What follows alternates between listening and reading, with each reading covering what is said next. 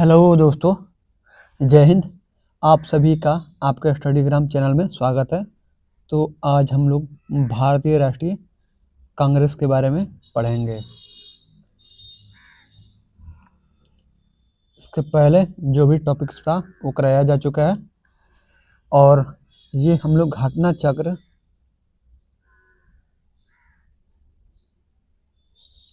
चक्र का इतिहास पढ़ रहे हैं। साथ ही साथ घटना चक्र का भूगोल भी करीब करीब 9 या 10 क्लास हो चुका है।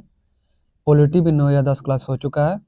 आप लोग जाकर देख सकते हैं, प्लेलिस्ट में है। तो चलिए हम लोग शुरू करते हैं। ये जो है आपका सभी एग्जाम्स के लिए महत्वपूर्ण है। भारत के जो भी एग्जाम्स होते हैं भारत में, वो सभी एग्जाम्स के लिए बहुत ही महत्वपूर्ण है। और जो लोग घटना चक्र पढ़ते हैं उनको पता है कि घटना चक्र कैसी पुस्तक से है। चलिए आगे बढ़ते हैं, नोट्स देखते हैं। एलन एक्टोवियन ह्यूम, जिसको A.O. ह्यूम भी कहा जाता है, भारतीय सिविल सेवा के सेवानिवृत्त ब्रिटिश अधिकारी थे जो शिमला में बस गए थे। इन्होंने भारतीय नेताओं के साथ मिलकर एक अखिल भारतीय राजनीतिक मंच के गठन का प्रयास किया। इस अखिल भारतीय राजनीतिक मंच का प्रारंभिक नाम भारतीय राष्ट्रीय संघ यानी इंडियन नेशनल यूनियन था। इसको ध्यान रखिएगा, समझ गए। जिसे आगे चलकर भारतीय राष्ट्रीय कांग्रेस के नाम से जाना गया। यानी कि यहाँ पर जो है पूछ देगा सवाल। अब तक जो है ज़्यादातर लोग ये जानते हैं कि भारतीय राष्ट्रीय कांग्रेस जानते हैं नाम से, लेकिन सवाल जो है एग्जाम में पूछा भी गया है कि भारतीय राष्ट्रीय कांग्रेस के नाम जो है, उस नाम के पहले जो है भारतीय राष्ट्रीय कांग्रेस का नाम क्या था? तो वो नाम था भारतीय राष्ट्रीय संघ था। यानी कि भारतीय राष्ट्रीय कांग्रेस नाम के पहले का नाम क्या था इस संस्था का? तो भारतीय राष्ट्रीय संघ था। बाद में चलकर भारतीय राष्ट्रीय संघ का नाम बदलकर भारतीय राष्ट्रीय कांग्रेस कर दिया गया। तो इसको याद रखिएगा। चलिए आगे देखते हैं नेक्स्ट। भारतीय राष्ट्रीय कांग्रेस की स्थापना 1885 ईस्वी में A.O. ह्यूम द्वारा की गई थी। क्वेश्चन कर लीजिए यहाँ पर, क्योंकि सवाल इससे पूछा जाता है और पूछा भी गया है। भारतीय राष्ट्रीय कांग्रेस की स्थापना कब हुई थी? तो कब हुई थी? तो उसका आंसर है 1885 ईस्वी में। किसके द्वारा की गई थी? तो A.O. ह्यूम के द्वारा की गई थी। और ये क्या था? तो ब्रिटिश अधिकारी था, समझ गए, जो सेवानिवृत्त हो चुका था। इसी के द्वारा जो है ये किया गया था। चलिए नेक्स्ट देखते हैं। इसका पहला अधिवेशन 28-30 दिसंबर 1885 को बम्बई स्थित गोकुलदास तेजपाल संस्कृत कॉलेज में आयोजित किया गया। फिर से सवाल है यहाँ पर, सवाल फिर से है कि भारतीय राष्ट्रीय कांग्रेस के पहला अधिवेशन कब हुआ था? तो पहला अधिवेशन आपका 28-30 दिसंबर 1885 को हुआ था। अब फिर पूछेगा कहाँ हुआ था? तो बम्बई स्थित गोकुलदास तेजपाल संस्कृत कॉलेज में आयोजित किया गया था। तो चलिए हम लोग आगे देखते हैं, कहाँ किया गया था? तो गोकुलदास तेजपाल संस्कृत कॉलेज में आयोजित किया गया। इसी सम्मेलन में दादा भाई नौरोजी के सुझाव पर भारतीय राष्ट्रीय संघ का नाम बदलकर भारतीय राष्ट्रीय कांग्रेस कर दिया गया। फिर से सवाल है, देखिए यहाँ पर कि किस सम्मेलन में जो है दादा भाई नौरोजी के सुझाव पर भारतीय राष्ट्रीय संघ का नाम बदलकर भारतीय राष्ट्रीय कांग्रेस कर दिया गया? तो 1885 के बम्बई स्थित गोकुल तेजपाल संस्कृत कॉलेज में जो है आयोजित किया गया था। इसी संघ में भारतीय राष्ट्रीय संघ का नाम बदलकर भारतीय राष्ट्रीय कांग्रेस कर दिया गया। फिर से सवाल होगा, सवाल फिर से ध्यान से सुनते जाइए। सवाल क्या होगा? तो भारतीय राष्ट्रीय कांग्रेस का नाम किनके सुझाव पर किया गया? तो दादा भाई नौरोजी के सुझाव पर। फिर से सवाल होगा, यहाँ पर सवाल पर सवाल बनेगा यहाँ पर कि दादा भाई नौरोजी के सुझाव पर भारतीय राष्ट्रीय संघ का नाम बदलकर क्या कर दिया गया? तो भारतीय राष्ट्रीय कांग्रेस कर दिया गया। सवाल फिर से है कि भारतीय राष्ट्रीय कांग्रेस का जो नाम दादा भाई नौरोजी के सुझाव पर किया गया था, उसके पहले इस संस्था का नाम क्या था? तो भारतीय राष्ट्रीय संघ था। भारतीय राष्ट्रीय संघ था। चलिए आगे देखते हैं। इसमें कुल 72 प्रतिनिधियों ने भाग लिया। सवाल पूछेगा कि भारतीय राष्ट्रीय कांग्रेस का जो है पहला जो अधिवेशन हुआ था, उसमें कुल कितने प्रतिनिधियों ने भाग लिया था? ऑप्शन दे देगा, A 72, option B 73, option C 74, option D 75। तो आपको याद होना चाहिए कि ऑप्शन ए 72 होगा। 72 प्रतिनिधियों ने भारतीय राष्ट्रीय संघ या भारतीय राष्ट्रीय कांग्रेस का जो भी सम्मेलन हुआ था, उसमें पहले सम्मेलन में 72 प्रतिनिधियों ने भाग लिया था। भारतीय राष्ट्रीय कांग्रेस के पहले अधिवेशन की अध्यक्षता बोयमेश चंद्र बनर्जी डब्ल्यू.सी. बनर्जी ने की थी। अब फिर से सवाल है, इसमें जो है ना बहुत सारे सवाल हैं इस लाइन से। इस जो है हम लोग जो टॉपिक पढ़ रहे हैं, इस टॉपिक से बहुत सारे सवाल हैं और बहुत सारे सवाल जो है पूछे गए हैं और आगे भी पूछे जाने की संभावना है। क्वेश्चन कर लीजिए यहाँ पर, भारतीय राष्ट्रीय कांग्रेस के पहले अधिवेशन की अध्यक्षता किसने की थी? सवाल ये पूछा गया है। जब आप सेट प्रैक्टिस करेंगे या आप PYQ प्रैक्टिस करेंगे, सेट लगाएंगे, तब आपको ये सवाल मिलेगा। चाहे लूसेंट का ऑब्जेक्टिव आप कीजिए, उसमें ये सवाल मिलेगा आपको। इसलिए यहाँ पर तोड़ तोड़ कर पढ़ाना जरूरी है। तो इसका आंसर होगा कि भारतीय राष्ट्रीय कांग्रेस के पहले अधिवेशन की अध्यक्षता बोयमेश चंद्र बनर्जी यानी WC बनर्जी ने की थी। चलिए अगला देखते हैं। नेक्स्ट था, इसके प्रथम महासचिव स्वयं ईओ ह्यूम थे। इसके प्रथम महासचिव स्वयं कौन थे? तो ईओ ह्यूम थे। इन सबको याद रखना जरूरी है।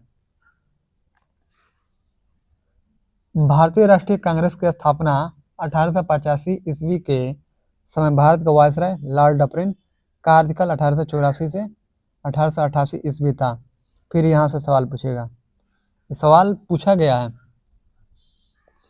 कि भारतीय राष्ट्रीय कांग्रेस की स्थापना जब 1885 ईस्वी में हुई थी, उस समय भारत का वायसराय कौन था? तो आपका आंसर होगा लॉर्ड डफरिन था। लॉर्ड डफरिन, और उसका समय था 1884 से 1888 ईस्वी था। आगे चलकर डफरिन ने कांग्रेस का यह कहकर मजाक उड़ाया था कि यह सूक्ष्मदर्शी अल्पसंख्यकों की संस्था है। फिर से सवाल है कि किसने जो है कांग्रेस का मजाक उड़ाया था और कहा था कि यह सूक्ष्मदर्शी अल्पसंख्यकों की संस्था है? तो डफरिन ने कहा था। डफरिन, ध्यान रखिएगा।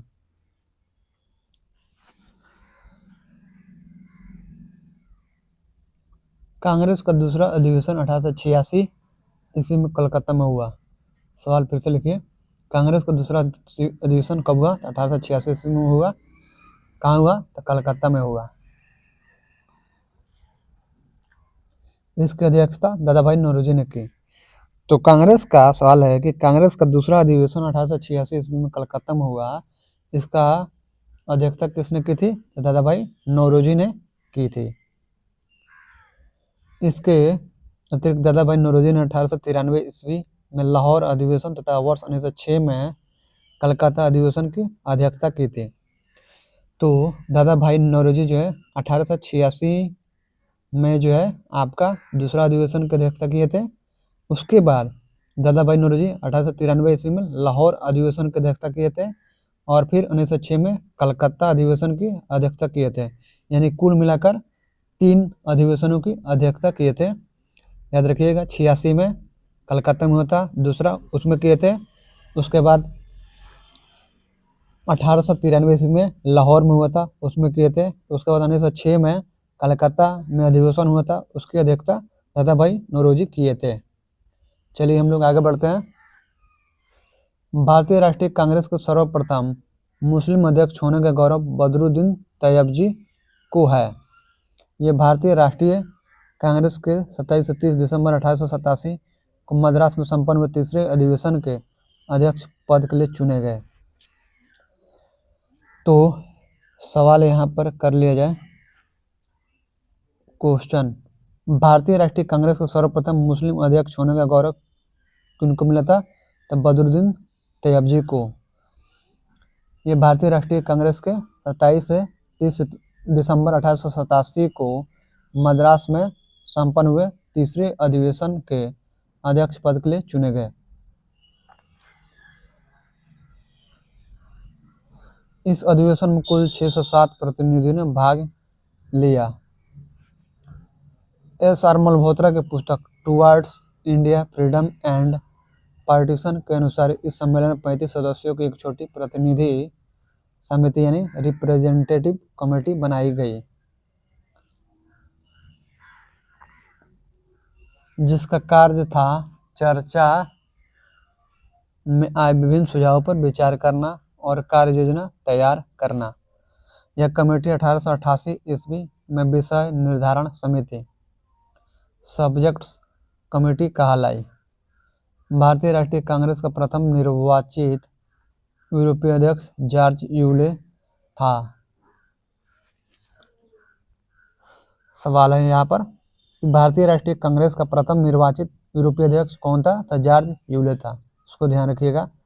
इसने भारतीय राष्ट्रीय कांग्रेस के इलाहाबाद वर्तमान प्रयागराज में संपन्न चतुर्थ अधिवेशन 1888 ईस्वी की अध्यक्षता की थी। किसने? तो जॉर्ज यूले ने। इलाहाबाद में जो यानी कि प्रयागराज में जो चतुर्थ अधिवेशन हुआ था 1888 ईस्वी में, इसकी अध्यक्षता किसने की थी? तो जॉर्ज यूले ने की थी।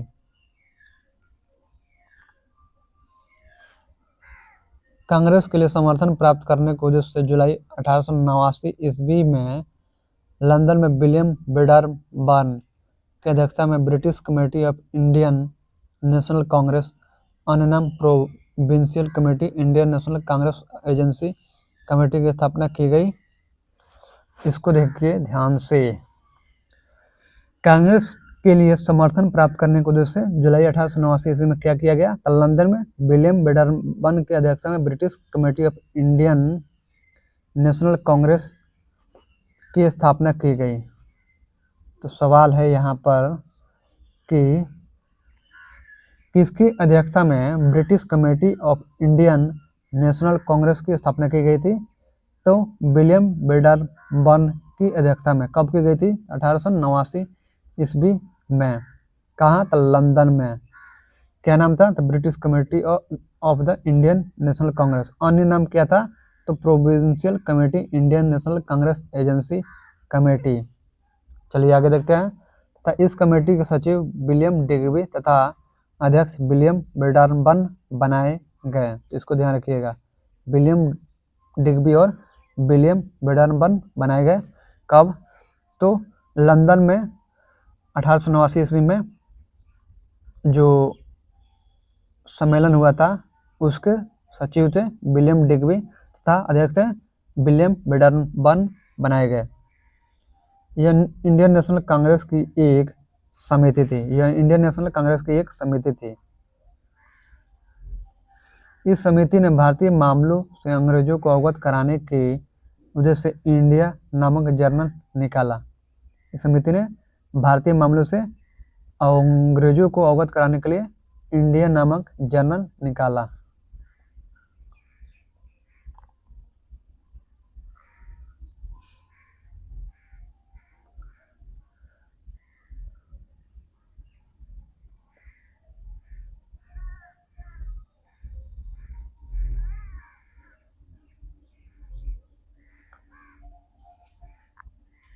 लाला लाजपत राय, जिन्हें लोग प्रायः शेरे पंजाब, पंजाब का सिंह कहते थे, वर्ष 1920 में कलकत्ता के विशेष अधिवेशन में भारतीय राष्ट्रीय कांग्रेस के अध्यक्ष बने।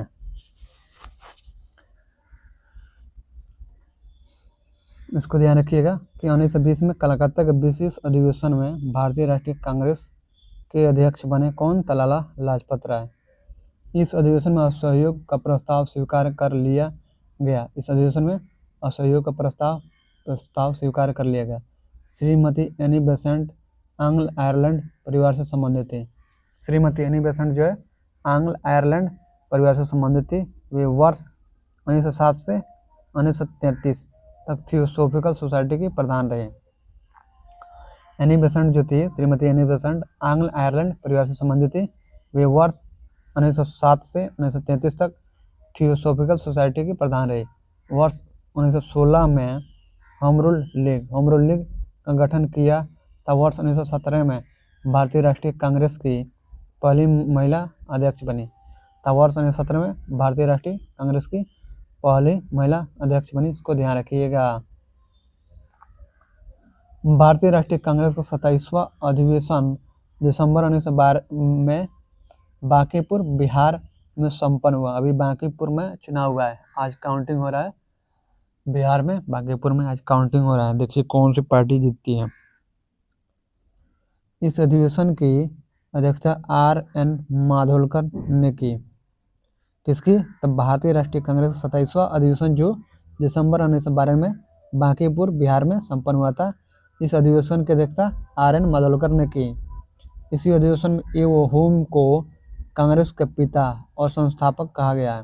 तो सवाल है कि किस अधिवेशन में ए.ओ. होम को कांग्रेस के पिता और संस्थापक कहा गया है?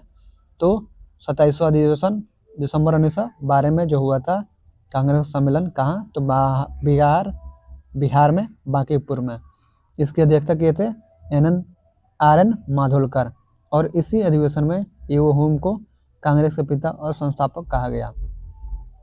चलिए आगे देखते हैं। भारतीय राष्ट्रीय कांग्रेस तथा मुस्लिम लीग दोनों ने वर्ष 1916 में लखनऊ में अधिवेशन किया। तो इसको ध्यान रखिएगा कि भारतीय राष्ट्रीय कांग्रेस तथा मुस्लिम लीग दोनों ने वर्ष 1916 में लखनऊ में अधिवेशन किया। तदनुसार कांग्रेस तथा मुस्लिम लीग के बीच लखनऊ समझौता हुआ, जो कांग्रेस लीग योजना तथा लखनऊ पैक्ट के नाम से जाना जाता है। इसी अधिवेशन में उग्रपंथियों को, जिन्हें पिछले 9 वर्ष से कांग्रेस से निष्कासित कर दिया गया था, पुनः कांग्रेस में शामिल किया गया। कांग्रेस के लखनऊ अधिवेशन की अध्यक्षता अंबिका चरण मजूमदार ने की थी। सवाल है कि कांग्रेस के लखनऊ अधिवेशन की अध्यक्षता किसने की थी? तो अंबिका चरण मजूमदार ने की थी।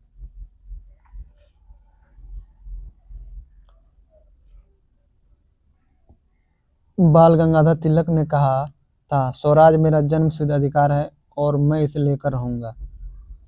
1888 ईस्वी में सर सैयद अहमद खां ने राजा शिव प्रसाद, सितारे हिंद और अपने अन्य प्रमुख सहयोगियों के साथ मिलकर भारतीय राजभक्त सभा, इंडियन पेट्रियोटिक एसोसिएशन का गठन किया था। इसको भी ध्यान रखिएगा कि भारतीय राजभक्त सभा का गठन किनके द्वारा किया गया था?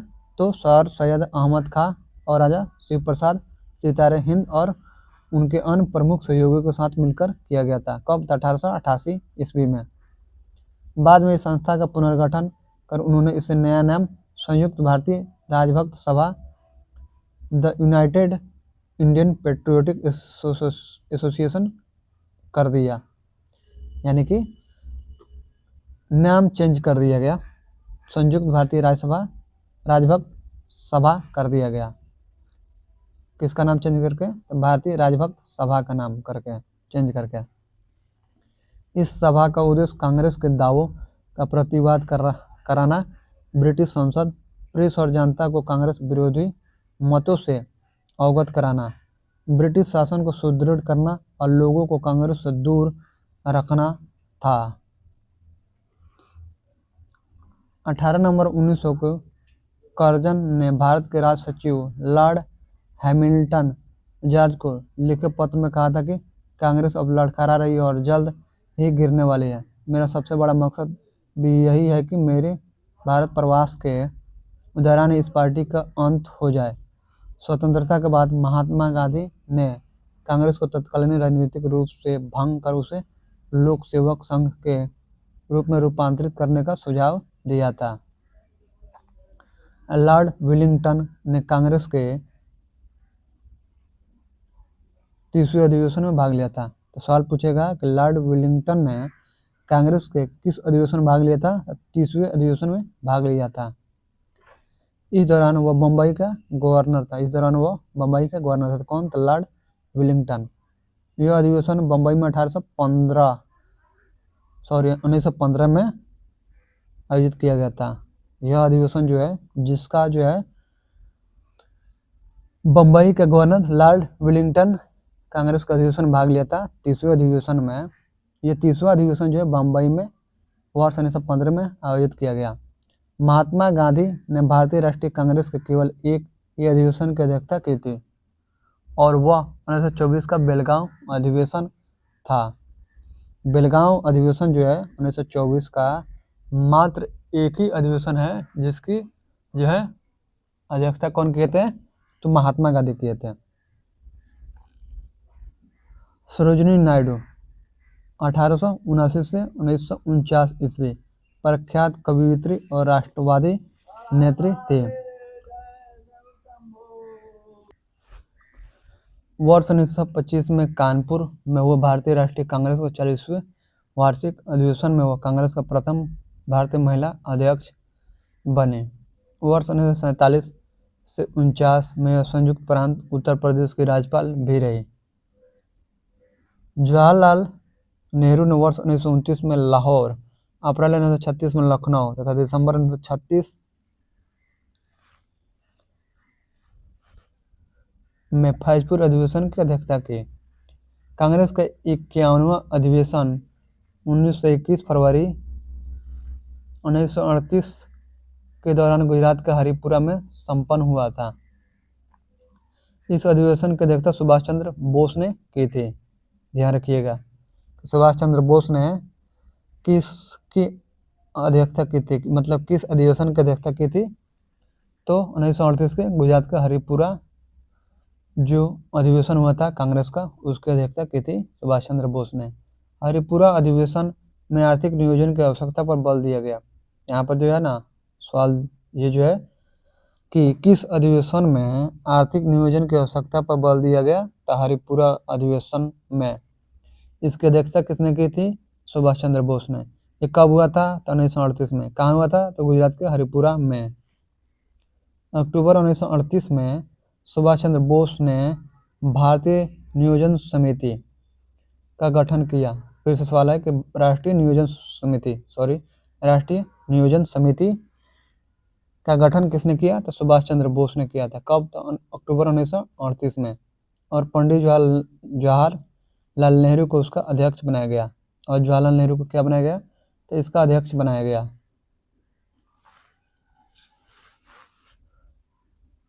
वर्ष 1940 से 46 तक अबुल कलाम आज़ाद कांग्रेस के अध्यक्ष रहे। इसको ध्यान रखिएगा, लंबे समय तक रहे हैं, सबसे ज़्यादा लंबे समय तक। जेबी कृपलानी को कांग्रेस के 54वें अधिवेशन नवंबर 1946 मेरठ का अध्यक्ष चुना गया था। तब वे देश की आज़ादी के समय भी अध्यक्ष रहे थे। तो सवाल है, इसको ध्यान रखिएगा कि जेबी कृपलानी को कांग्रेस के 54वें अधिवेशन में अध्यक्ष चुना गया था और वे देश की आज़ादी के समय भी अध्यक्ष रहे थे नवंबर 1946 में। इसको ध्यान रखिएगा, यहाँ से सवाल पूछा जाता है, क्वेश्चन पूछा जाता है। कांग्रेस के 55वें अधिवेशन दिसंबर 1948 में जयपुर की अध्यक्षता डॉक्टर पट्टाभी सीतारमैया ने की थी। इसको भी ध्यान रखिएगा। रविन्द्रनाथ टैगोर द्वारा मूल रूप से बांग्ला में रचित और संगीतबद्ध जन गण मन के हिंदी संस्करण को संविधान सभा ने भारत के राष्ट्रगान के रूप में 24 जनवरी 1950 को अपनाया था।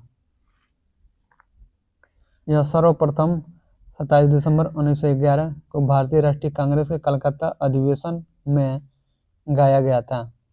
इसको भी ध्यान रखिएगा, समझ गए। बाल गंगाधर तिलक ने अंतिम बार भारतीय राष्ट्रीय कांग्रेस के अमृतसर अधिवेशन 1919 में भाग लिया था। तो सवाल है कि बाल गंगाधर तिलक ने भारतीय राष्ट्रीय कांग्रेस के किस अधिवेशन में भाग लिया था? तो अमृतसर अधिवेशन 1919 में जो हुआ था उसमें भाग लिए थे अंतिम बार।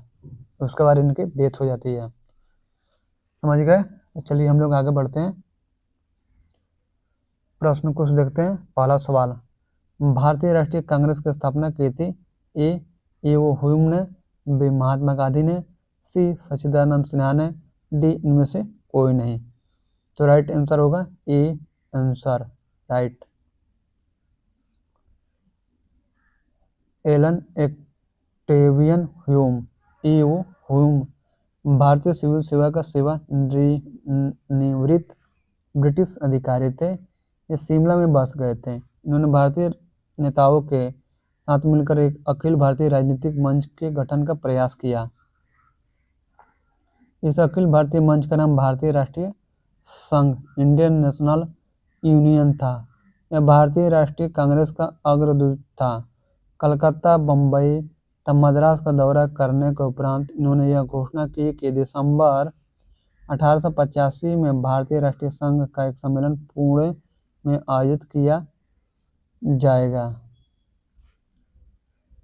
जिसमें तीनों प्रेसिडेंसी के सभी भागों के शिक्षित प्रतिनिधि शामिल होंगे। लेकिन पुणे में हैजा फैल जाने के कारण सम्मेलन का स्थल बदलकर गोकुलदास तेजपाल संस्कृत कॉलेज, बम्बई कर दिया गया। भारतीय राष्ट्रीय संघ का पहला अधिवेशन 28 से 30 दिसंबर 1885 को हुआ।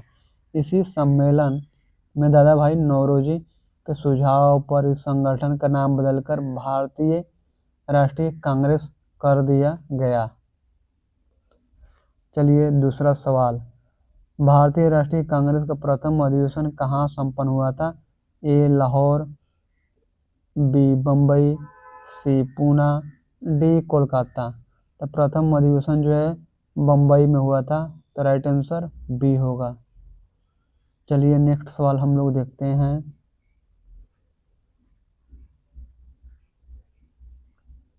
3 नंबर, भारतीय राष्ट्रीय कांग्रेस के संस्थापक थे? एक असैनिक सेवक, बी विज्ञानी, सी सामाजिक कार्यकर्ता, डी मिलिट्री कमांडर। तो ए असैनिक सेवक। 4 नंबर सवाल, भारतीय राष्ट्रीय कांग्रेस के संस्थापक कौन थे? A William Adam, B A O. Hume, C Ras Bihari Bose, D Motilal Nehru, E उपयुक्त में से कोई नहीं या उपयुक्त में से एक से अधिक। तो राइट आंसर बी होगा, A.O.. Hume, right answer B. 5 number सवाल देखिए, भारतीय राष्ट्रीय कांग्रेस की स्थापना कब हुई? ए 1885 में, बी 1886 में, सी 1887 में, डी 1888 में। राइट आंसर ए होगा, वर्ष 1885 में। भारतीय राष्ट्रीय कांग्रेस का स्थापना 1885 ईस्वी में ए.ओ. ह्यूम द्वारा की गई थी, जो एक अवकाश प्राप्त अंग्रेज अधिकारी थे। इसका पहला अधिवेशन 28 से 30 दिसंबर 1885 को बम्बई स्थित गोकुलदास तेजपाल संस्कृत कॉलेज में आयोजित किया गया, जिसमें कुल 72 प्रतिनिधियों ने भाग लिया। भारतीय राष्ट्रीय कांग्रेस के पहले अधिवेशन की अध्यक्षता व्योमेश चंद्र बनर्जी यानी W.C. बनर्जी ने की थी। इसके प्रथम महासचिव स्वयं ए.ओ. ह्यूम थे।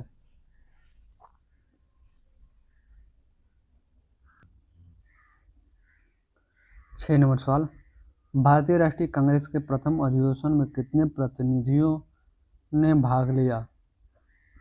ए 52, B 62, C 72, D 82। Right answer C 72। 7 नंबर, भारतीय राष्ट्रीय कांग्रेस का प्रथम अधिवेशन कहाँ हुआ था? ए कलकत्ता में, बी लाहौर में, सी मुंबई में, डी पुणे में। राइट आंसर आपका क्या होगा? तो सी होगा।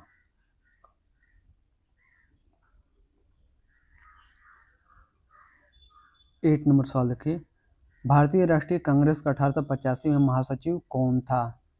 A.O.. Hume, B Dadabhai Naoroji, सी W.C. बनर्जी या डी फिरोज शाह मेहता। बताइए आंसर क्या होगा? तो आंसर होगा ए.ओ. ह्यूम।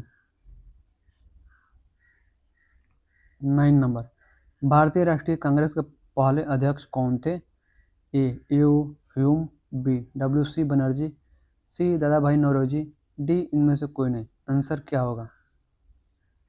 तो बी होगा WC बनर्जी। 10 नंबर देखिए, इनमें से किसने भारतीय राष्ट्रीय कांग्रेस का प्रथम वार्षिक अधिवेशन की अध्यक्षता की थी? A.O. Hume, B Dadabhai Naoroji, सी WSN Banerjee, D WC Banerjee. तो राइट आंसर क्या होगा बताइए? तो राइट आंसर होगा आपका डी WC बनर्जी। 11 नंबर, 1885 में इंडियन नेशनल कांग्रेस का अध्यक्ष था? A George चूले, B Dadabhai Naoroji, C WC Banerjee, D W Wedderburn. Answer क्या होगा? तो राइट आंसर होगा आपका सी होगा। 12 नंबर देखिए, भारतीय राष्ट्रीय कांग्रेस के पहले अध्यक्ष थे?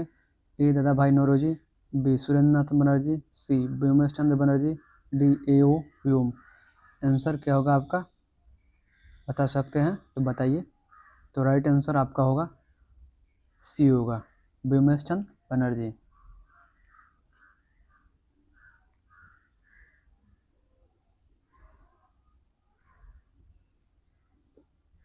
13 नंबर, निम्नलिखित में से कौन भारतीय राष्ट्रीय कांग्रेस का प्रथम अध्यक्ष था?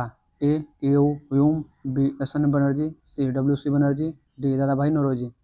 राइट आंसर होगा सी WC बनर्जी। ये सब जो आसान है और जो लोग पढ़े उनके लिए आसान है, जो नहीं पढ़े उनके लिए तो मुश्किल है। 14 नंबर सवाल देखिए, भारतीय राष्ट्रीय कांग्रेस INC की स्थापना के बारे में निम्नलिखित में से कौन से कथन सही हैं? पहला, भारतीय राष्ट्रीय कांग्रेस INC का गठन 1885 में हुआ था, तो ये सही है। दूसरा, भारतीय राष्ट्रीय कांग्रेस INC के पहले अध्यक्ष व्योमेश चंद्र बनर्जी थे, तो आपका ये भी सही है। नीचे दिए गए कोड का प्रयोग कर सही उत्तर का चयन कीजिए। तो सही होगा तरह है, दोनों सही है, तो राइट आंसर सी होगा।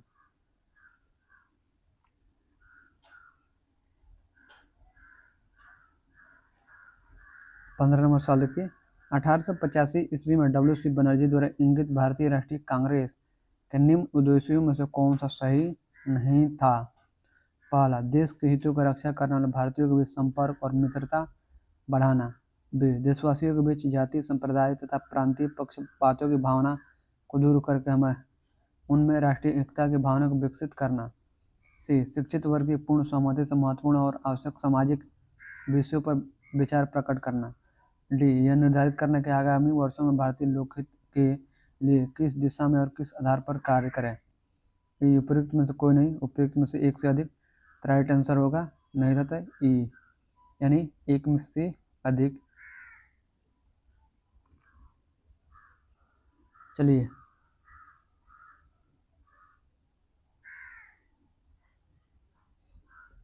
1885 ईस्वी में व्योमेश चंद्र बनर्जी द्वारा इंगित भारतीय राष्ट्रीय कांग्रेस के प्रथम अधिवेशन में निम्नलिखित उद्देश्य बताए गए थे। पहला, देश के हितों की रक्षा करने वाले भारतीयों के बीच संपर्क और मित्रता बढ़ाना। दूसरा, देशवासियों के बीच जाति संप्रदाय तथा प्रांतीय पक्षपातों की भावना को दूर करके उनमें राष्ट्रीय एकता की भावना को विकसित करना। तीसरा, सावधानीपूर्वक विचार विमर्श के बाद उस समय के कुछ महत्वपूर्ण और तत्कालीन सामाजिक प्रश्नों पर भारत के शिक्षित वर्गों के परिपक्व विचारों को प्रामाणिक रूप से अभिलिखित करना। चौथा, यह निर्धारित करना कि आने वाले 12 महीनों आगामी 1 वर्ष में देश हित के लिए किस दिशा में और किस तरीके से काम किया जाए। बिहार लोक सेवा आयोग द्वारा जारी अपने अंतिम उत्तर कुंजी आंसर की में भी इस प्रश्न का उत्तर ई माना गया है। 16 नंबर सवाल देखिए, राष्ट्रीय आंदोलन के प्रथम चरण में कांग्रेस की निम्न में से कौन सी मांग नहीं थी? ए, लेजिस्लेटिव काउंसिलों के सदस्यों की संख्या में वृद्धि, बी, काउंसिलों में जनप्रतिनिधियों की संख्या में वृद्धि, सी, कार्यपालिका एवं न्यायपालिका का पृथक्करण, डी, कार्यपालिका एवं न्यायपालिका का एकीकरण। राइट आंसर होगा डी। राष्ट्रीय आंदोलन का प्रथम चरण 1885 से 1905 ईस्वी में भारतीय राष्ट्रीय कांग्रेस ने लेजिस्लेटिव काउंसिलों ने विधान परिषदों के सदस्यों की संख्या में वृद्धि, विस्तार तथा इनमें भारतीयों की भागीदारी बढ़ाना काउंसिलों में जनप्रतिनिधियों की संख्या में वृद्धि, कार्यपालिका के न्यायपालिका से पृथक्करण, विधान परिषदों को ज़्यादा अधिकार प्रदान करना, मुख्यतः आर्थिक विषयों पर आदि की मांग की थी, जबकि कार्यपालिका न्यायपालिका के एकीकरण की मांग इसमें नहीं की गई थी। 17 नंबर देखिए, भारतीय राष्ट्रीय कांग्रेस का स्थापना के समय भारत का वायसराय कौन था? A Lord Ripon, B Lord Lytton, C Lord Canning, D Lord Dufferin. Right answer D होगा, लॉर्ड डफरिन। भारतीय राष्ट्रीय कांग्रेस का स्थापना 1885 के समय भारत के वायसराय लॉर्ड डफरिन कार्यकाल 1884 से 88 ईस्वी था। उसने आगे चलकर कांग्रेस का यह कहकर मजाक उड़ाया था कि यह सूक्ष्मदर्शी अल्पसंख्यकों की संस्था है। ध्यातव्य है कि लॉर्ड डफरिन के कार्यकाल में भारतीय राष्ट्रीय कांग्रेस की स्थापना को एक महत्वपूर्ण घटना माना जाता है।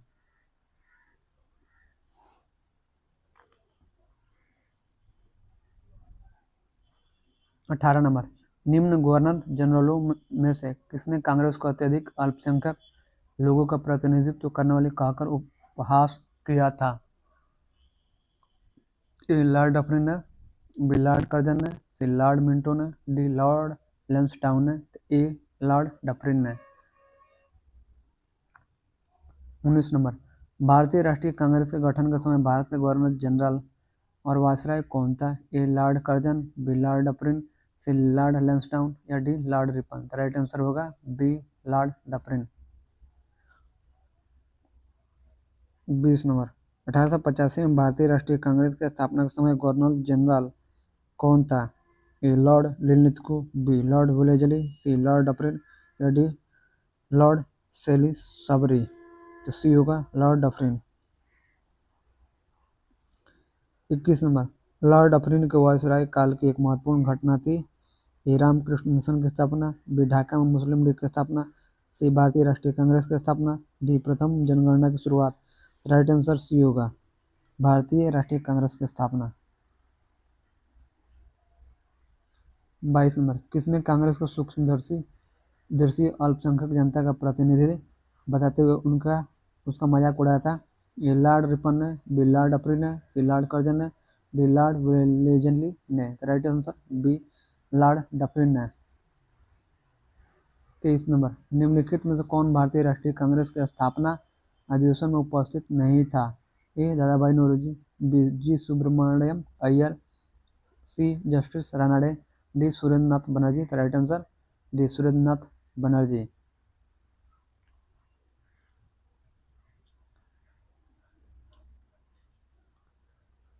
1876 ईस्वी में बंगाल के युवा राष्ट्रवादियों ने सुरेंद्र नाथ बनर्जी और आनंद मोहन बोस के नेतृत्व में इंडियन एसोसिएशन का गठन किया। दिसंबर 1883 में इंडियन एसोसिएशन ने भारतीय राष्ट्रीय सम्मेलन इंडियन नेशनल कॉन्फ्रेंस का आयोजन किया। दूसरा सम्मेलन दिसंबर 1885 में कलकत्ता में हुआ, जिसकी अध्यक्षता सुरेंद्र नाथ बनर्जी ने की।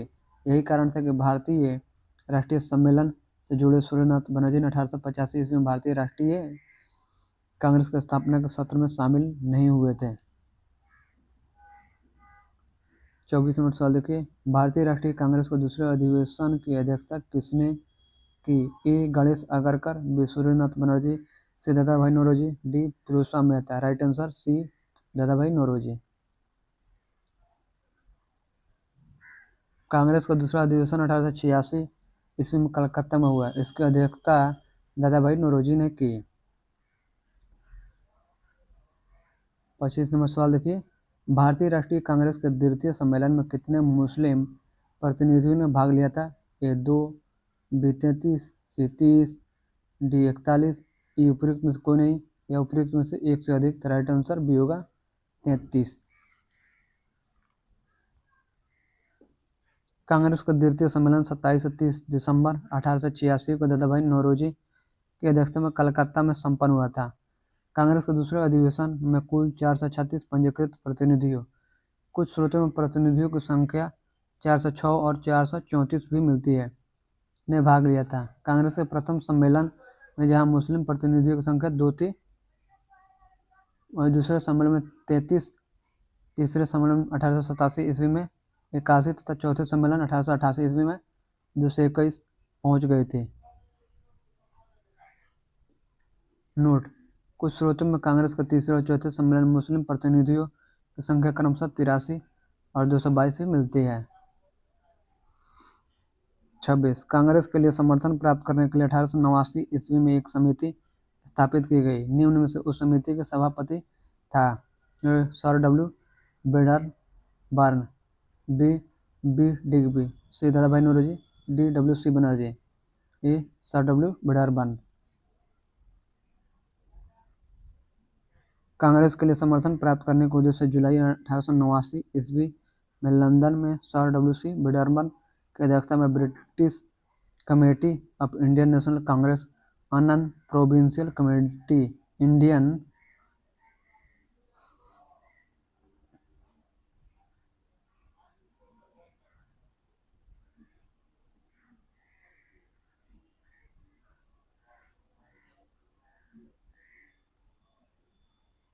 नेशनल कांग्रेस एजेंसी कमेटी की स्थापना की गई तथा इस कमेटी का सचिव विलियम डिग्बी बनाए गए। यह इंडियन नेशनल कांग्रेस की एक समिति थी। इस समिति ने भारतीय मामलों से अंग्रेजों को अवगत कराने के उद्देश्य से इंडिया नामक जर्नल निकाला। नोट, पुस्तक the Indian National Congress in England 1885 से 1920 में बताया गया है कि जुलाई 1889 में लंदन में स्थित इंडियन पॉलिटिकली एजेंसी विकसित होकर भारतीय राष्ट्रीय कांग्रेस की एक अस्थायी समिति provincial committee of the Indian National Congress बन गई, जिसे Indian National Congress Agency committee कहा गया। हालांकि एक वर्ष बाद 1890 ईस्वी में इसे आधिकारिक रूप से British Committee of the Indian National Congress कहा गया। 27 नंबर, भारतीय राष्ट्रीय कांग्रेस में सर्वप्रथम मुस्लिम अध्यक्ष थे A Abul Kalam Azad, B Rafi Ahmed Kidwai, C M A Ansari, D Badruddin Tyabji. Right answer D Badruddin Tyabji. भारतीय राष्ट्रीय कांग्रेस को सर्वप्रथम मुस्लिम अध्यक्ष होने का गौरव बदरुद्दीन तैयबजी को है। ये भारतीय राष्ट्रीय कांग्रेस को 27 से 30 दिसंबर 1887 को मद्रास में संपन्न हुए तीसरे अधिवेशन के अध्यक्ष पद के लिए चुने गए। 28 नंबर, भारतीय राष्ट्रीय कांग्रेस का पहला मुस्लिम अध्यक्ष कौन था? A Abul Kalam Azad, B Shaukat Ali, C Mohammad Ali Jinnah, D Badruddin Tyabji. D Badruddin Tyabji.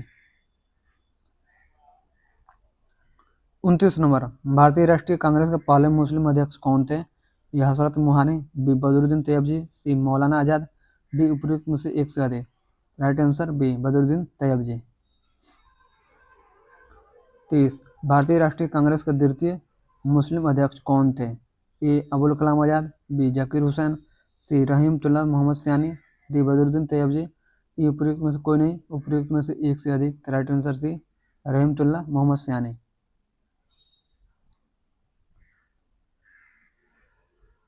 भारतीय राष्ट्रीय कांग्रेस के द्वितीय मुस्लिम अध्यक्ष रहीमतुल्लाह मोहम्मद सयानी थे। ध्यातव्य है कि भारतीय राष्ट्रीय कांग्रेस का 12वां अधिवेशन 28 से 31 दिसंबर 1896 तक कलकत्ता में रहीमतुल्लाह सयानी की अध्यक्षता में आयोजित हुआ था।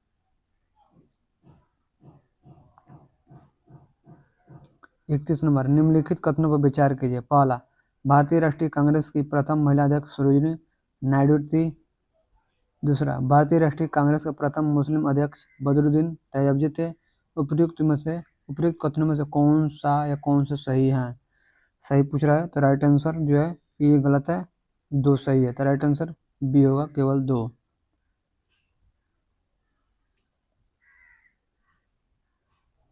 वर्ष 1917 में भारतीय राष्ट्रीय कांग्रेस की पहली महिला अध्यक्ष एनी बेसेंट थी, जबकि वर्ष 1925 में कानपुर में हुए भारतीय राष्ट्रीय कांग्रेस के 40वें वार्षिक अधिवेशन में सरोजिनी नायडू कांग्रेस की प्रथम भारतीय महिला अध्यक्ष बने।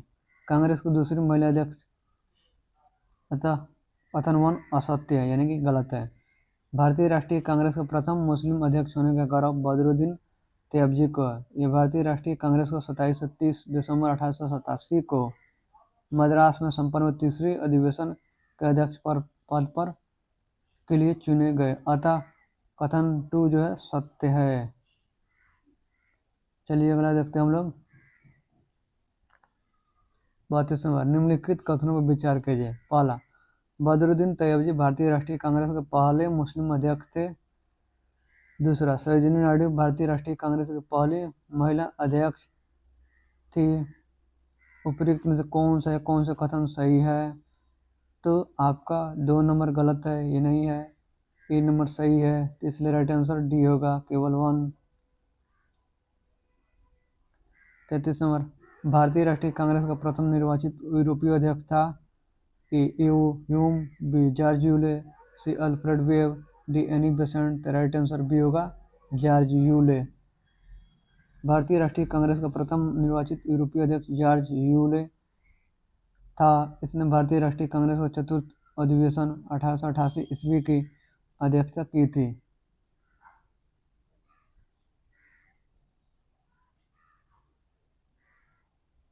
34 नंबर, निम्नलिखित में कौन एक भारतीय राष्ट्रीय कांग्रेस में कमी से कभी संबद्ध नहीं रहे? A Pherozeshah Mehta, B Hakim Amjad Khan, C Khan Abdul Ghaffar Khan, D Syed Ahmad.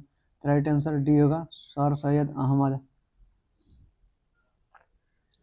Sir Syed Ahmad Khan भारतीय राष्ट्रीय कांग्रेस से कभी संबद्ध नहीं रहे। 1857 के विद्रोह के समय वह कंपनी की न्यायिक सेवा में थे। वह कंपनी के प्रति वफादार रहे।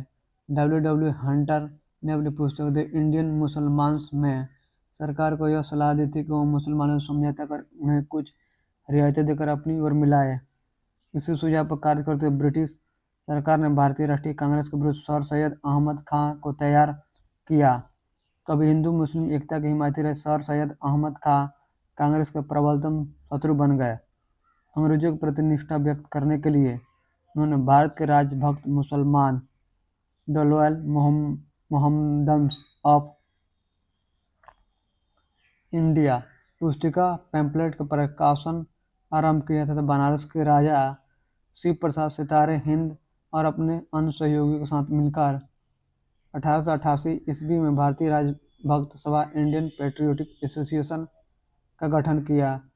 बाद में इस संस्था का पुनर्गठन कर इसे नया नाम संयुक्त भारतीय राजभक्त सभा the United Indian patriotic association का गठन किया। उन्होंने अपने विचारों का प्रचार तहजीब उल अखलाक पत्रिका द्वारा किया। अलीगढ़ में उन्होंने एक मोहम्मडन एंग्लो ओरिएंटल स्कूल की स्थापना की, जहां पाश्चात्य विषय तथा विज्ञान और मुस्लिम धर्मशास्त्र दोनों ही पढ़ाए जाते थे। 35 नंबर, निम्नलिखित में कौन भारतीय राष्ट्रीय कांग्रेस का अध्यक्ष कभी नहीं चुना जा सका? A Lala Lajpat Rai, B Annie Besant, C Motilal Nehru, D Bal Gangadhar Tilak. D Bal Gangadhar तिलक। लाला लाजपत राय, जिन्हें लोग प्रायः शेर पंजाब, पंजाब का सिंह कहते थे, वर्ष 1920 में कलकत्ता के विशेष अधिवेशन में भारतीय राष्ट्रीय कांग्रेस के अध्यक्ष बने। वे अनहैप्पी इंडिया के लेखक थे। श्रीमती एनी बेसेंट वर्ष 1907 से 1933 तक थियोसॉफिकल सोसाइटी के प्रधान रहे। वर्ष 1916 में होम रूल लीग का गठन किया तथा कलकत्ता में वर्ष 1917 को वे कांग्रेस के अधिवेशन की अध्यक्षता भी की। वह भारतीय राष्ट्रीय कांग्रेस की पहली महिला अध्यक्ष थी। मोतीलाल नेहरू वर्ष 1919 और वर्ष 1928 में कांग्रेस का अध्यक्ष रहे तथा वर्ष 1923 में उन्होंने स्वराज पार्टी के गठन में मुख्य भूमिका निभाई। तिलक महाराष्ट्र के चित्पावन ब्राह्मण थे। उन्होंने केसरी तथा मराठा का संपादन किया और स्वराज मेरा जन्मसिद्ध अधिकार है का प्रसिद्ध नारा दिया, किंतु वे कांग्रेस के अध्यक्ष कभी नहीं रहे। 36 नंबर, भारतीय राष्ट्रीय कांग्रेस की प्रथम महिला अध्यक्ष कौन थी? A Sarojini Naidu, B Annie Besant, C Kasturba Gandhi, D Aruna Asaf Ali. ये उपयुक्त में से कोई नहीं, उपयुक्त में से एक से अधिक। राइट आंसर बी होगा, एनी बेसेंट। 37 नंबर, निम्नलिखित में किसने कभी भी भारतीय राष्ट्रीय कांग्रेस के किसी भी अधिवेशन की अध्यक्षता नहीं की? ए लाला लाजपत राय, बी बाल गंगाधर तिलक, सी गोपाल कृष्ण गोखले, डी सुभाष चंद्र बोस। तो बी बाल गंगाधर तिलक। 38 नंबर, निम्न में से कौन भारतीय कांग्रेस के अध्यक्ष रही? A Sucheta Kripalani, B Aruna Asaf Ali, B Annie Besant, D Vijaya Lakshmi Pandit. तो right answer C Annie Besant. 39 number, निम्न में से किस अधिवेशन के लिए कांग्रेस ने पहली बार एक महिला को अध्यक्ष चुना? ए कलकत्ता अधिवेशन 1917, बी गया अधिवेशन 1922, सी इलाहाबाद अधिवेशन 1921, डी लखनऊ अधिवेशन 1916। राइट आंसर है कलकत्ता अधिवेशन 1917 में। 40 नंबर, अखिल भारतीय कांग्रेस की प्रथम महिला अध्यक्ष थी? A Nalini Sengupta, B Sarojini Naidu, C Annie Besant, D Kadambini Bose. तो right answer C Annie Besant.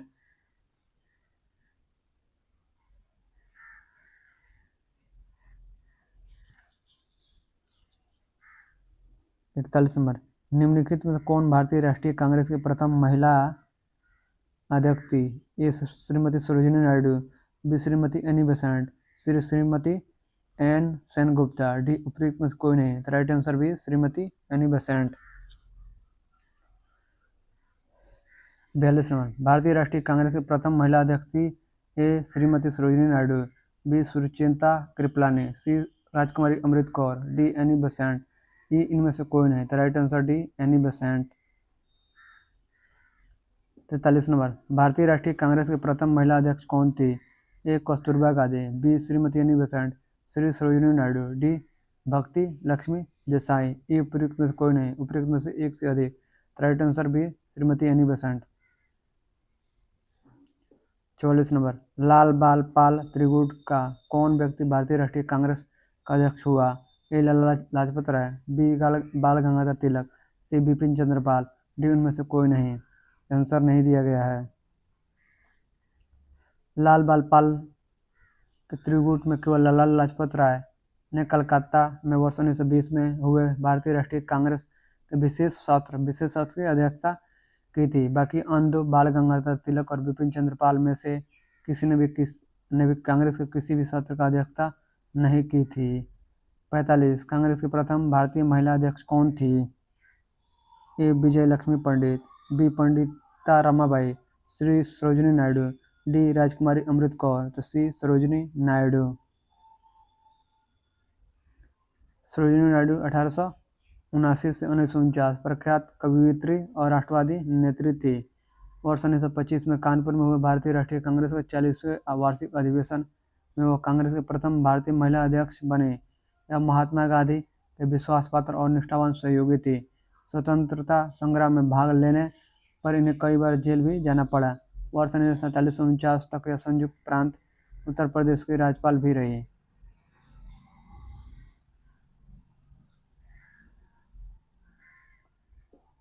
Indian National Congress की प्रथम भारतीय महिला अध्यक्ष कौन थी? A Shrimati Annie Besant, B Sucheta Kripalani, C Sarojini Naidu, D Indira Gandhi, C Sarojini Naidu. 47, निम्नलिखित कथनों पर विचार कीजिए। ए भारतीय राष्ट्रीय कांग्रेस का प्रथम अधिवेशन कलकत्ता में हुआ था। 2, भारतीय राष्ट्रीय कांग्रेस का दूसरा अधिवेशन दादा भाई नौरोजी की अध्यक्षता में हुआ था। 3, भारतीय राष्ट्रीय कांग्रेस तथा मुस्लिम लीग दोनों ने लखनऊ में 1916 में अधिवेशन किया तथा लखनऊ समझौता संपन्न किया। उपयुक्त कथनों में से कौन से सही हैं? तो राइट आंसर 2 और 3 सही है, ए गलत है, इसलिए 2 और 3 यानी सी राइट आंसर होगा।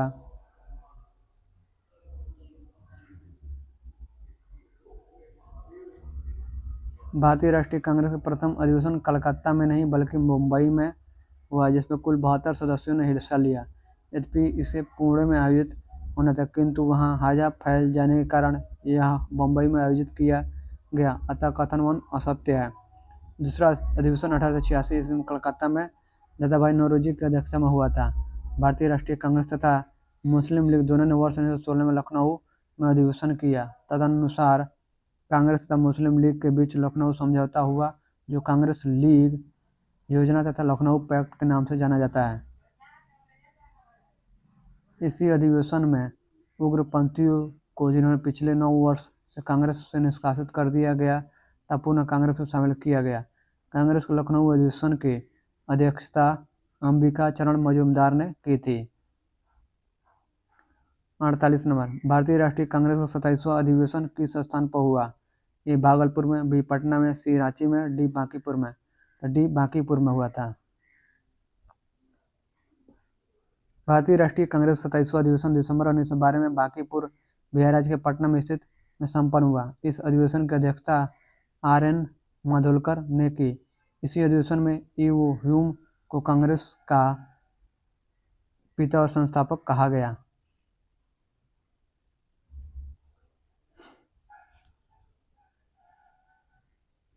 49 नंबर, भारतीय राष्ट्रीय कांग्रेस के 1912 में पटना अधिवेशन के अध्यक्ष कौन थे? A. Syed Mohammad Bahadur, B. Sir S P. Sinha, C. Syed Hasan Imam, D. RN. माडोलकर। तो डी. आर.एन. माडोलकर। 50 नंबर, निम्नलिखित में से भारतीय राष्ट्रीय कांग्रेस के किस अधिवेशन में बाल गंगाधर तिलक ने अभिव्यक्त किया था स्वराज मेरा जन्मसिद्ध अधिकार है और मैं इसे लेकर रहूंगा? ए. बनारस अधिवेशन 1905 में, बी. कलकत्ता अधिवेशन 1906 में, सी. सूरत अधिवेशन 1907 में, डी. लखनऊ अधिवेशन 1916 में। Right answer D. लखनऊ अधिवेशन 1916 में। भारतीय राष्ट्रीय कांग्रेस के लखनऊ अधिवेशन 1916 में बाल गंगाधर तिलक ने कहा था स्वराज मेरा जन्मसिद्ध अधिकार है और मैं इसे लेकर रहूंगा। हालांकि इस अधिवेशन से पूर्व तिलक ने इस नारे का प्रयोग 1916 में हुए होम रूल आंदोलन में किया था। नोट, बाल गंगाधर तिलक द्वारा प्रयुक्त नारा स्वराज मेरा जन्मसिद्ध अधिकार है और मैं इसे लेकर रहूंगा तिलक द्वारा सर्वप्रथम कब दिया गया? इसे लेकर विद्वानों के मध्य काफी मतभेद देखने को मिलता है। दरअसल इस नारे की परिकल्पना 1890 के दशक में प्रारंभ हुई थी। विद्वानों का मानना है कि तिलक के करीबी सहयोगी जोसेफ काका बैप्टिस्टा ने सबसे पहले यह वाक्य गढ़ा था। माना जाता है कि बैप्टिस्टा ने मराठी में संभवतः यह पंक्ति रची थी, स्वराज हा माझा जन्म सिद्ध हक आहे आणि तुम्ही मिल वड़ा रच।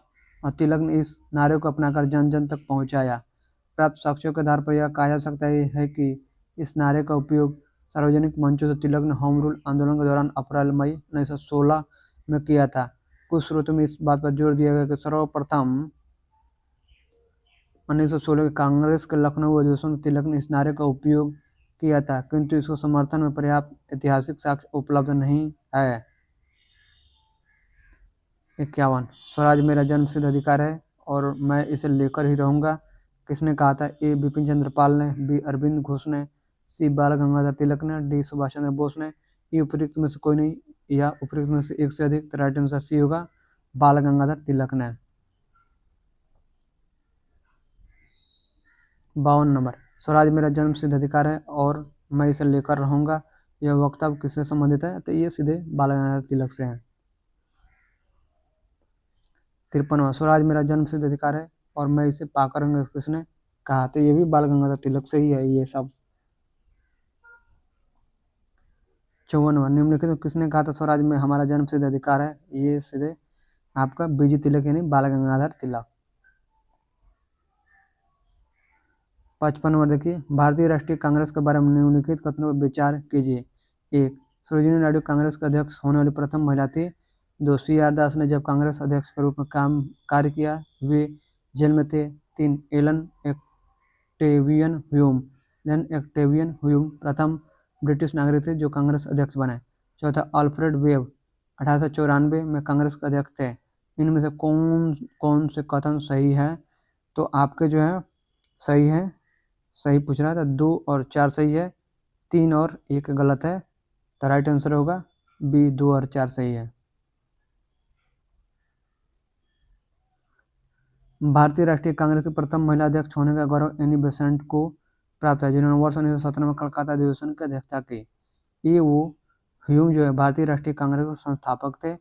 ये इसके अध्यक्ष कभी नहीं रहे, केवल महासचिव बने।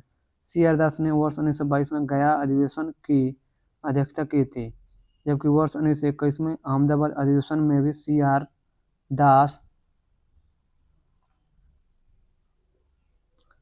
दास को अध्यक्ष नामित किया गया था, परंतु इस दौरान उनके जेल में होने के कारण इस अधिवेशन की अध्यक्षता हकीम अजमल खान ने की थी और दास ने जेल से कांग्रेस अध्यक्ष के रूप में कार्य किया। अल्फ्रेड वेब मद्रास अधिवेशन 1894 में भारतीय राष्ट्रीय कांग्रेस के अध्यक्ष थे।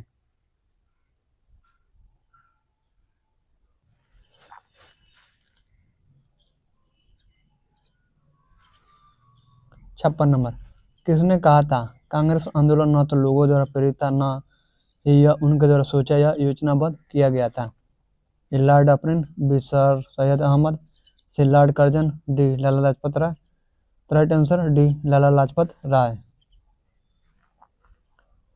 लाला लाजपत राय ने अपने एक लेख में लिखा है कि कांग्रेस आंदोलन न तो लोगों द्वारा प्रेरित था, न ही यह उनके द्वारा सोचा या योजनाबद्ध किया गया था।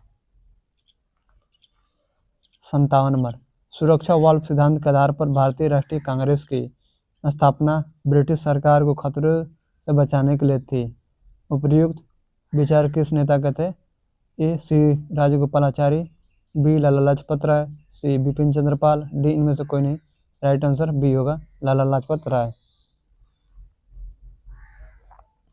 सुरक्षा वाल्व सिद्धांत सेफ्टी वाल्व प्रिंसिपल का उपयोग गर्म दल के नेता लाला लाजपत राय ने अपनी पुस्तक यंग इंडिया में किया था। वे कांग्रेस के डफरिन के दिमाग का उपज मानते थे। कांग्रेस को लाला लाजपत राय का मानना था कि अंग्रेजों ने कांग्रेस संगठन का उपयोग ब्रिटिश सरकार को खतरों से बचाने के लिए किया है। 58 नंबर, कांग्रेस में किस भारतीय नेता ने प्रथम बार उदारवादियों पर सुरक्षित वाल्व सिद्धांत का प्रयोग करने के लिए आक्षेप लगाया गया था? A Bipin Chandra Pal, B Lala Lajpat Rai, C Bal Gangadhar Tilak, D Dadabhai Naoroji. Right answer है बी है, लाला लाजपत राय। 59 नंबर, किसने कहा था कांग्रेस पतन के लिए लड़खड़ा रही है और मेरी सबसे बड़ी अभिलाषा जब तक मैं भारत में रहूं कांग्रेस की शांतिपूर्ण समाप्ति में सहयोग करना है? A George Hamilton, B Lord Curzon, C Lord Dufferin, D Lord Minto. तो right answer B Lord Curzon.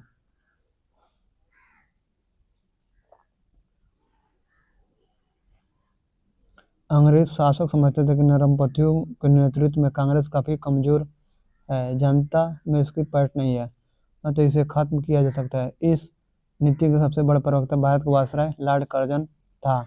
18 नवंबर 1900 को कर्जन ने भारत के राज सचिव लॉर्ड जॉर्ज हैमिल्टन को लिखे पत्र में कहा था, कांग्रेस अब लड़खड़ा रही है और जल्द ही गिरने वाली है। मेरा सबसे बड़ा मकसद भी यही है कि मेरे भारत प्रवास के दौरान ही इस पार्टी का अंत हो जाए।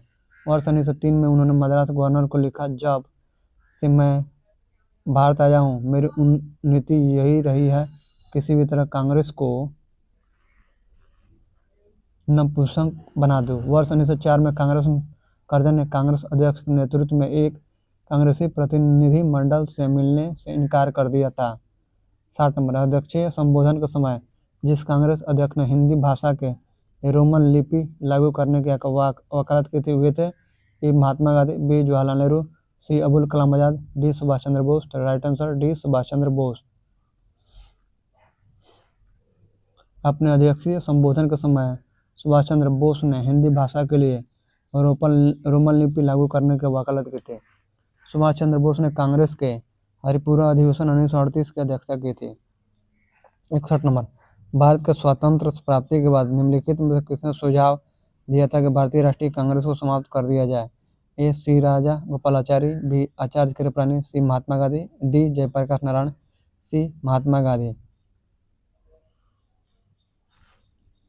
भारत की स्वतंत्रता प्राप्ति के बाद महात्मा गांधी ने भारतीय राष्ट्रीय कांग्रेस को समाप्त करने का सुझाव दिया था।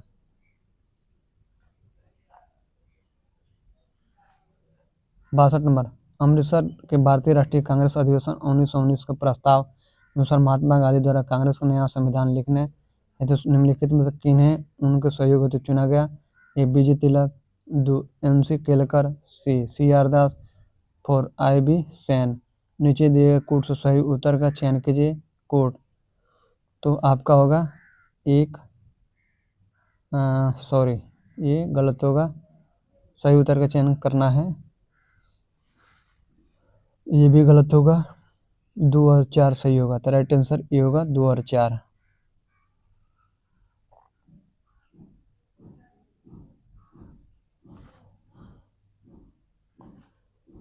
कांग्रेस के संविधान लिखने हेतु महात्मा गांधी, बीजी तिलक एवं CR दास का सहयोग चाहते थे, किंतु कार्याधिक्य के कारण इस हेतु ये नेता उपलब्ध नहीं हो सके। इन शीर्ष नेताओं के स्थापना के रूप में इन्हीं नेताओं के कनिष्ठ सहयोगी NC केलकर, IB सेन को कांग्रेस संविधान के लेखन में महात्मा गांधी के सहयोग हेतु चुना गया।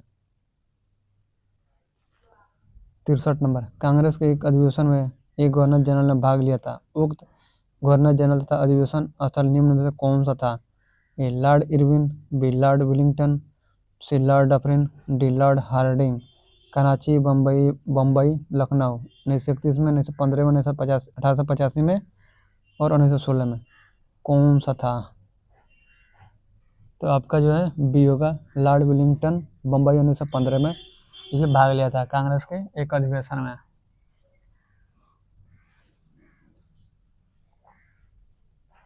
लॉर्ड विलिंगटन ने कांग्रेस के बम्बई अधिवेशन में भाग लिया था।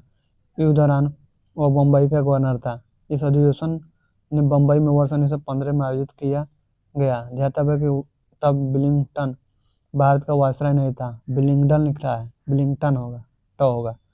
भारत के गवर्नर जनरल वायसराय के रूप में उसका कार्यकाल वर्ष 1931 से 36 था। 64 नंबर देखिए, भारतीय राष्ट्रीय कांग्रेस के निम्नलिखित अधिवेशनों में से किसकी अध्यक्षता सी विजय राघवाचार्य ने की थी? ए लखनऊ अधिवेशन 1916, बी नागपुर अधिवेशन 1920, सी गया अधिवेशन 1922, डी उपयुक्त में से कोई नहीं। तो राइट आंसर बी होगा, नागपुर अधिवेशन 1920। सी विजय राघवाचार्य ने भारतीय राष्ट्रीय कांग्रेस के नागपुर अधिवेशन 1920 की अध्यक्षता की थी। लखनऊ अधिवेशन 1916 की अध्यक्षता अंबिका चरण मजूमदार ने की थी, जबकि गया अधिवेशन 1922 की अध्यक्षता चित्तरंजन दास ने की थी। नागपुर अधिवेशन 1920 में ही सदस्यता शुल्क 4 आना प्रति वर्ष किया गया, ताकि गरीब से गरीब व्यक्ति भी कांग्रेस से जुड़ सके। 65 निम्नलिखित में किस अधिवेशन में कांग्रेस ने पहली बार भारतीय रियासतों के प्रति अपनी नीति घोषित की थी? ए नागपुर अधिवेशन, बी गया अधिवेशन, सी कलकत्ता अधिवेशन, डी लखनऊ अधिवेशन। ए नागपुर अधिवेशन।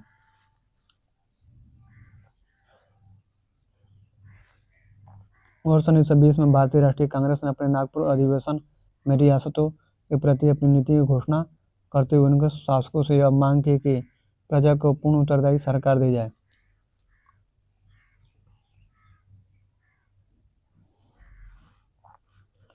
66 नंबर, निम्नलिखित कथनों में से कौन सा या कौन से सत्य है?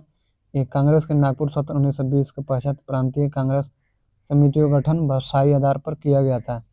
बी वर्ष 1948 में कांग्रेस ने भाषाई आधार पर प्रांतों के गठन की मांग को स्वीकार कर दिया। निम्नलिखित कूट में सही उत्तर चुनिए। तो सही उत्तर होगा ए और बी, यानी कि डी, एक और बी दोनों सही है। वर्ष 1920 में कांग्रेस के नागपुर सत्र में भाषाई आधार पर प्रांतीय कांग्रेस समितियों के गठन को मंजूरी प्रदान की गई थी, लेकिन स्वतंत्रता के उपरांत वर्ष 1948 में भाषा के आधार पर प्रांतों के पुनर्गठन की मांग कांग्रेस ने ठुकरा दी थी। 67 नंबर, 1922 में गया के इंडियन नेशनल कांग्रेस के अधिवेशन के अध्यक्ष कौन थे? ए चित्तरंजन दास, बी यशवंत बनर्जी, सी डॉक्टर राजेंद्र प्रसाद, डी हकीम अजमल खान। ए चित्तरंजन दास।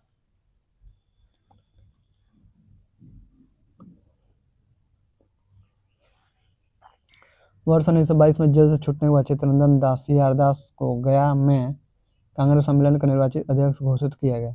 असहयोग आंदोलन के स्थगन के बाद देशबंधु ने सभा प्रवेश कार्यक्रम के जरिए जिससे सभाओं के भीतर से असहयोग करके भारतीय राजनीति को नया आयाम देने का प्रयास किया, परंतु श्री राजगोपालाचारी, वल्लभ भाई पटेल, डॉक्टर राजेंद्र प्रसाद आदि नेताओं ने परिषद में सहयोग करने की नीति का विरोध किया। इस अधिवेशन में काउंसिल में प्रवेश न लेने का प्रस्ताव पारित हुआ। फलस्वरूप चित्तरंजन दास ने त्यागपत्र दे दिया। इसके उपरांत उन्होंने कांग्रेस के भीतर से स्वराज पार्टी की स्थापना वर्ष 1923 में की। 68 नंबर, राष्ट्रीय कांग्रेस के 1922 के गया के अधिवेशन के अध्यक्ष कौन थे? ए महात्मा गांधी, बी हकीम अजमल का, सी चित्तरंजन दास, डी उपयुक्त में से कोई नहीं। सी चित्तरंजन दास।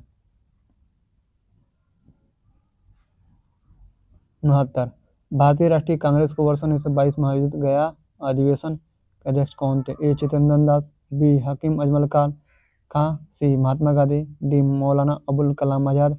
ये उपयुक्त में से कोई नहीं, उपयुक्त में से एक से अधिक। तो right answer A Chittaranjan Das.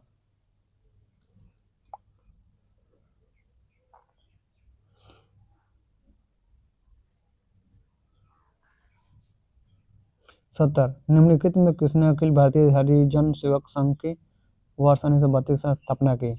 A B G Gokhale, B M K Gandhi, C B R Ambedkar, D उपयुक्त में से कोई नहीं, बी एम के गांधी।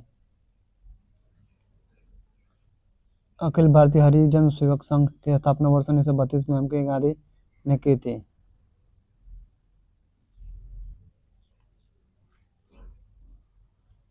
एक 73 नंबर, नीचे उन व्यक्तियों की सूची दी गई जो भारतीय राष्ट्रीय कांग्रेस के अध्यक्ष हुए, तिथि अनुसार उन्होंने क्रमबद्ध कीजिए।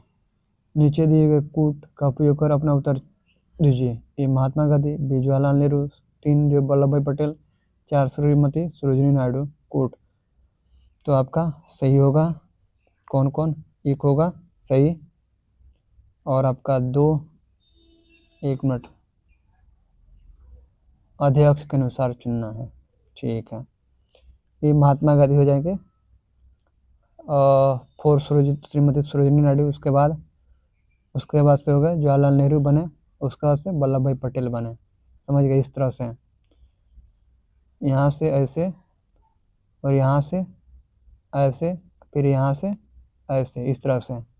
तो 1 4 2 3 सही होगा, राइट आंसर सी होगा।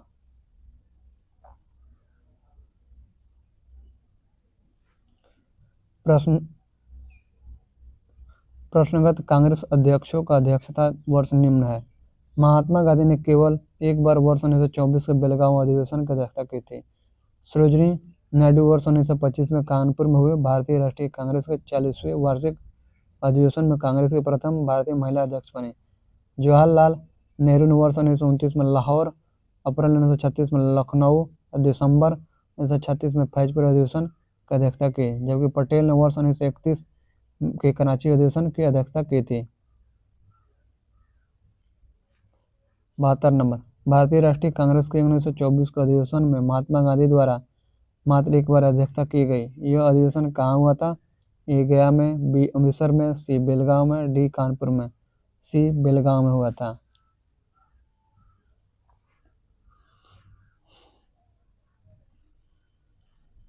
73 नंबर, भारतीय राष्ट्रीय कांग्रेस का एकमात्र अधिवेशन जिसकी अध्यक्षता महात्मा गांधी ने की थी। ए इलाहाबाद अधिवेशन 1921 में, बी गया अधिवेशन 1922 में, सी बेलगांव अधिवेशन 1924 में, डी कराची अधिवेशन 1930 में।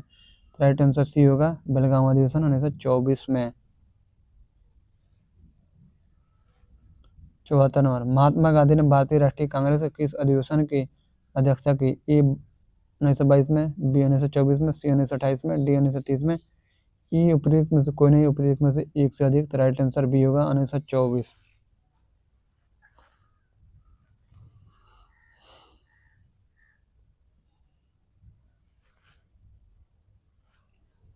75 नंबर, सूची 1 को सूची 2 से सम्मिलित कीजिए और नीचे दिए गए कूट से सही उत्तर चुनिए। सूची 1 सूची 2। अध्यक्ष भारतीय राष्ट्रीय कांग्रेस की सभाओं के स्थान अबुल कलाम आजाद, सरोजिनी नायडू, मोतीलाल नेहरू, डॉक्टर राजेंद्र प्रसाद। अमृतसर 1919, बम्बई 1934, कानपुर 1925, रामगढ़ 1940। अब जो है क्या करना है, मिलान करना है। चलिए मिलान करते हैं। अबुल कलाम आजाद जो है रामगढ़ 1940 में, सरोजिनी नायडू जो है आपका कानपुर 1925 में, मोतीलाल नेहरू जो है अमृतसर 1919 में, डॉक्टर राजेंद्र प्रसाद जो है आपके बम्बई 1934 में। तो इस तरह से ए का 4 है, बी का 3 है, सी का 1 है और डी का 2 है। तो राइट आंसर डी होगा, डी। बाकी सभी गलत हैं।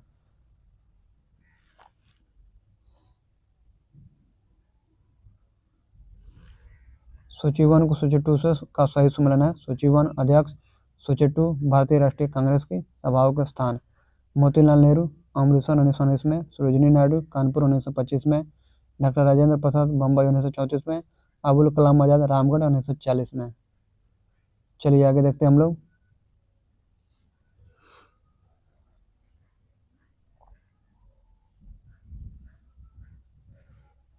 छिहत्तर नंबर देखिए, उत्तर प्रदेश के विभिन्न स्थानों में आयोजित भारतीय राष्ट्रीय कांग्रेस के अधिवेशन के संदर्भ में सूची 1 को सूची 2 के साथ सम्मिलित कीजिए तथा नीचे दिए गए कोड का प्रयोग करके सही उत्तर का चयन कीजिए। सूची 1 सूची 2 स्थान वर्ष तो मिलान करना है। मेरठ जो होगा, मेरठ तो आपका 1946 मेरठ। उसके बाद से हो जाएगा कानपुर जो है 1925। लखनऊ जो हो जाएगा 1916 में, बनारस 1905 में। तो इस तरह से ए का 3, ये ई और डी गलत हो गया, ए का 3, बी का 4 है, तो राइट आंसर आपका सी होगा। बी नंबर गलत है, राइट आंसर सी होगा। ए का 3, बी का 4, सी का 1 और डी का 2।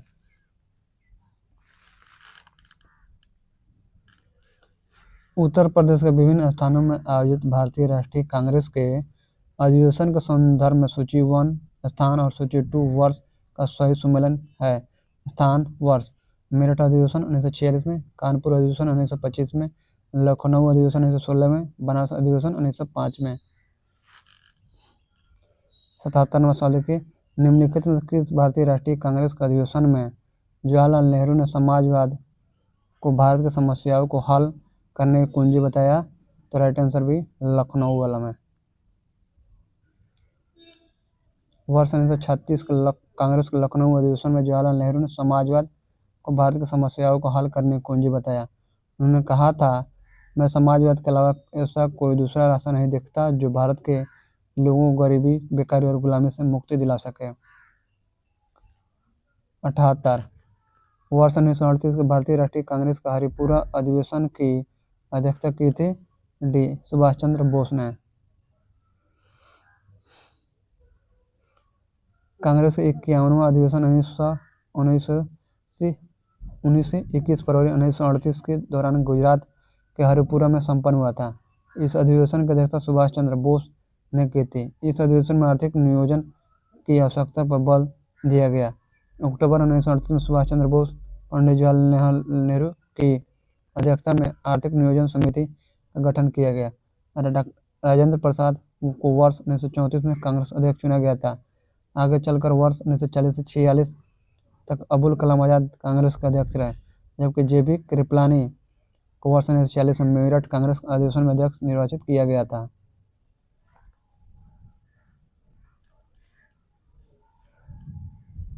79 नंबर, भारतीय राष्ट्रीय कांग्रेस द्वारा 1938 में किसको राष्ट्रीय योजना समिति का अध्यक्ष नियुक्त किया गया था? तो right answer C Jawaharlal Nehru को। 80 नंबर, वर्ष 1938 के लिए भारतीय राष्ट्रीय कांग्रेस का अध्यक्ष किसे चुना गया था? बी सुभाष चंद्र बोस को। 81, इनमें से कौन सबसे कम आयु में भारतीय राष्ट्रीय कांग्रेस का अध्यक्ष बनने वाला व्यक्ति था? तभी अबुल कलाम आज़ाद। मौलाना अबुल कलाम आज़ाद 1888 से 1958 ईस्वी और 1923 में दिल्ली में आयोजित भारतीय राष्ट्रीय कांग्रेस के विशेष सत्र में अध्यक्ष बनाए गए। वह भारतीय राष्ट्रीय कांग्रेस का अध्यक्ष पद धारण करने वाला सबसे कम उम्र के व्यक्ति थे। अबुल कलाम आज़ाद वर्ष 1940 से 46 तक लगातार 6 वर्षों तक भारतीय राष्ट्रीय कांग्रेस के अध्यक्ष थे। आज़ादी के पूर्व सबसे लंबा कार्यकाल था। जवाहरलाल नेहरू 1889 से 1964 ईस्वी ने वर्ष 1929 में कांग्रेस के लाहौर अधिवेशन की अध्यक्षता की थी। आनंद मोहन बोस 1847 से 1906 ईस्वी ने 1898 ईस्वी में कांग्रेस के मद्रास अधिवेशन की, जबकि भूपेंद्र नाथ बोस 1859 से 1924 ईस्वी ने वर्ष 1914 में कांग्रेस के मद्रास अधिवेशन की अध्यक्षता की।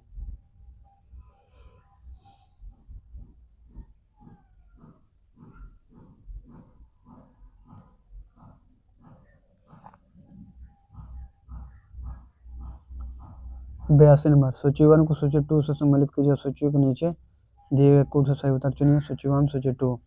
कांग्रेस अध्यक्ष, अधिवेशन स्थान।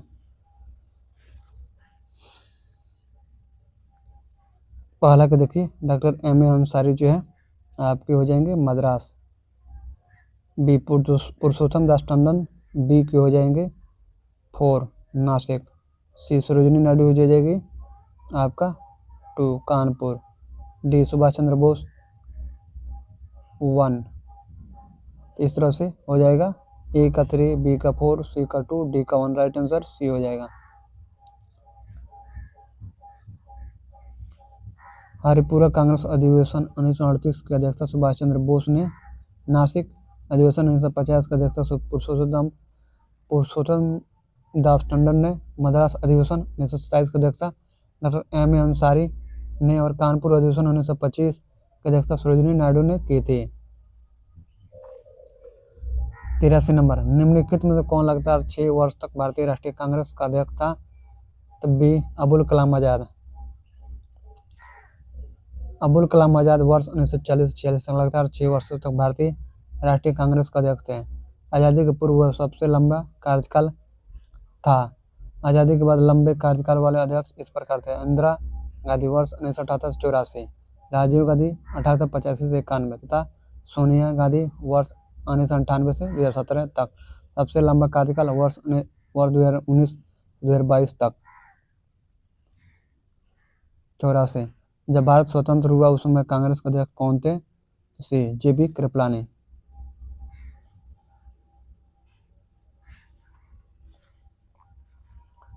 जब भारत स्वतंत्र हुआ उस समय कांग्रेस के अध्यक्ष जेबी कृपलानी थे। इन्हें कांग्रेस 54वें अधिवेशन नवंबर 1946 यानी मेरठ का अध्यक्ष चुना गया था। तब वे आज़ादी के समय भी अध्यक्ष रहे।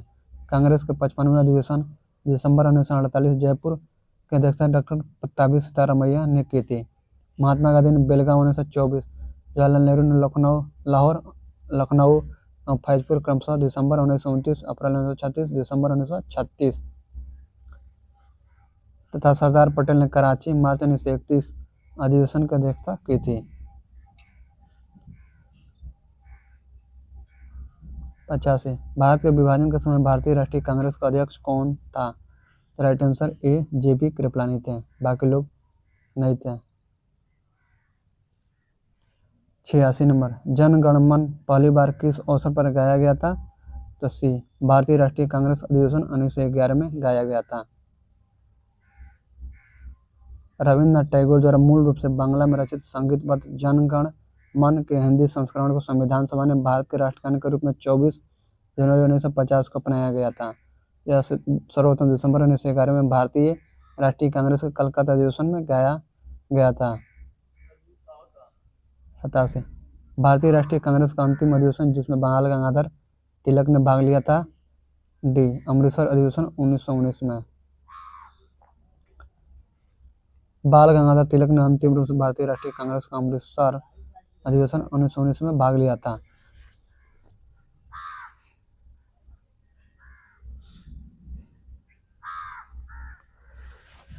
तो आज के लिए इतना ही।